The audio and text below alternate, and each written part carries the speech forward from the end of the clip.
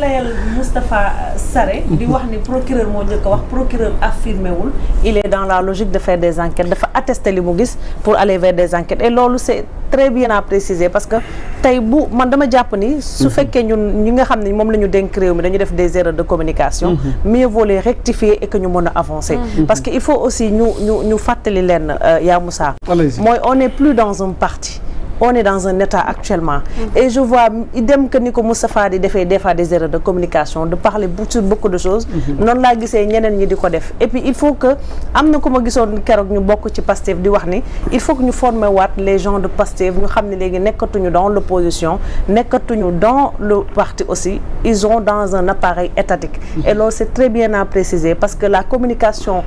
institutionnelle ce n'est pas la communication bi ngay tenir ni en tant que un homme politique boo xamante ne da ngaa war a wax parce que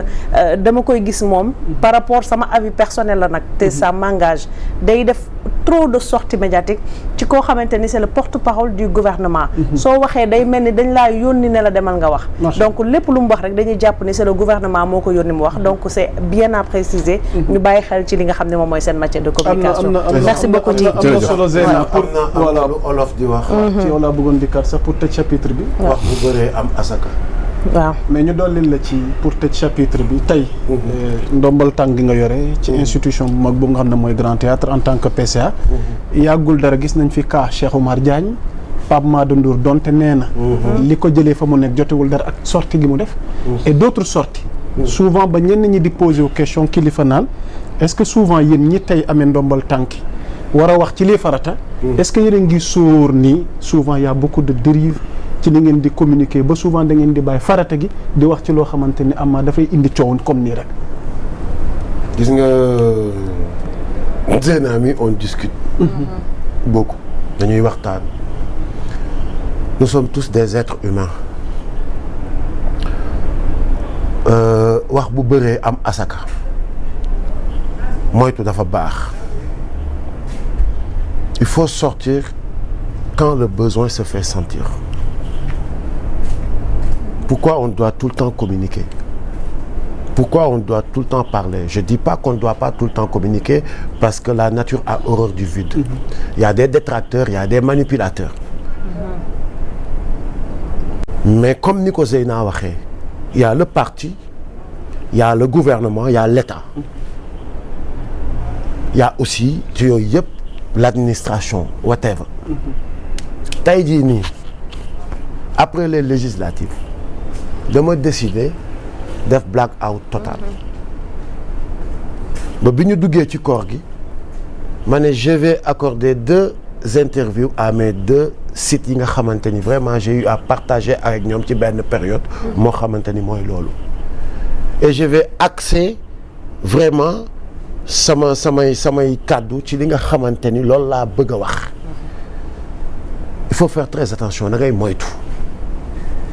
parce que kilifa mooy comme li ma wax tey jii nii lépp lu ma fiy wax à la minute qui suit buñ koy jël di ko dugal TikTok dañ naan le PCA du Grand Théâtre dootuñu wax kilifa bu kër gi de kilifa rappeur ak yooyu de donte ci 28 ans ou plus ci rap lañ ma xamee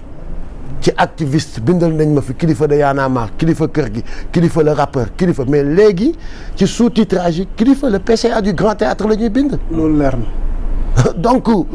pour man dafa am solo c'est important na gaa yi di def ndànk te Abdoulaye Mbow wax na ko mais man j'ai vu une dame bu nekk ci internet bi ñu koy wooyee yaayu Fatima on m'a partagé tout à l'heure sa vidéo mais yaayu Fatima boobu dama gis vidéo mu naan ndax yëg ngeen ni état ba gouvernement baa ngi def lii ak lii ak lii ak lii ndax yëg ngeen ni saaku farine bi mu ngi doon jar 20 et quelques mille léegi mu ngi ci 13 000 ndax yëg ngeen effort yii nii ndax yëg ngeen ni le 21 bii nii Ousmane Sonko dina dem ca Koumpentoum lancer fa 1000 kii nii coopérative affaire yooyu ndax yëg ngeen lii ndax yëg ngeen lii waa léegi gars yi bu ñu génnee lu tax duñ parce que il ne faut pas tomber dans le piège de l'opposition parce que kuy opposé wu day opposé wu du la toog di la déglu naan noo xaaral ma xool lu am sens li Ablaye Mbow wax wala lu kii wax dama xaaral ma xool lu ñàkk fay dama attardé wu ca manipuler profitoo ci waroo bàyyi faay tu viens wax nga ko yaa ngi ñëw ci école du parti c'est une occasion inaugurée di samp bërki démb j'en discutais avec un ami mu ne ma toog ci télé yi sax pour man dafa kii mais dee leen def ay bouche à oreille di wax ak les populations. C'est important. di leen xamal dëgg fi yëf yi toll ak fi ngeen ko bëgg a jëmee ak fi mu jëm ak yenn yi di waxtaan ak ñoom donc yooyu c'est bien nous avons beaucoup de choses à parler ci li nga xamante ni fa lañ jëm ak loolu lañ nekk di def. C'est important. nañ yem ci loolu. yaa xëyti mu la na. waaw allez-y. Ah, ok. C'est-à-dire qu'il y a des questions politiques, éminemment politiques, qui doivent être prises en charge totalement par le PASTEF. Merci beaucoup. Axe communicationnel sur les plans politiques, parti PASTEF moo ko war a jël en main. S'il y a lieu de nommer d'autres personnes à des postes de responsabilité comme ñu bari ci ñoom jamono ji amuñu jot parce que lañ leen dëkk diis na. surtout xool ci biir parti bi ay profil yu baax yoo xam ne daañu leen andi ci propagande ci communication ci nangam ñoom ñooy jël en charge les questions politiques ñoom ñooy répondre sur les questions politiques ñoom ñooy jàkkaarloog opposition bi pour rétablir la vérité ci leen mbir yu bari léegi le gouvernement tey jii nii war nañu mën a am sax les samedis du gouvernement damay wax au hasard parce que yàgg naa wax les mercredis de la police il y a 4 ans 5 ans ma ne les samedis du gouvernement. baax na yow de bu la état bi boo leen rëccee. communication. les samedis du gouvernement. C'est important. Les samedis du gouvernement. Parce que c'est la fin véritablement de la semaine.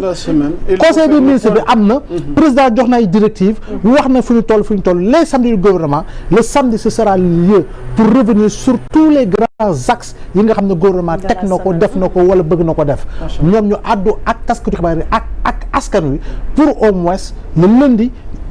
que le gouvernement ait un relais communicationnel à travers les médias par rapport ak li nga xam ne moom la ñu jël comme engagement moom la ñu bëgg a jël ci dette publique bi moom la ñu bëgg a liggéey ci chômage des jeunes moom la ñu bëgg liggéey ci wàllu industrie bi ñu tegee ko noonu gis nga axe boobu bu ñu ko defee jàpp naa ni dañu nekk ci leneen ils seront concentrés chaque semaine ministère bu nekk dina ñëw jox porte-parole du gouvernement wala keneen ci gouvernement ne ko lii laa jot a def fi lii le président sant fi la ñu yem et puis ñoom ñu communiquer ci loolu loolu rek laa bëggoon tëjee. C'est important xam naa nag comme ni ko Zeyna waxee waa BIG bureau d'information du gouvernement xam naa foog ngeen fay droit d'auteur après xalaat yi moo am na solo alors Zeyna deuxième point waxtaan wi ci yow laa bëgg a dikk parce que nag coowal loi d'interprétation loi d'amnistie bi ba tey mi ngi continuer ndax caat à travers Y'en a marre amal nañ sorti démb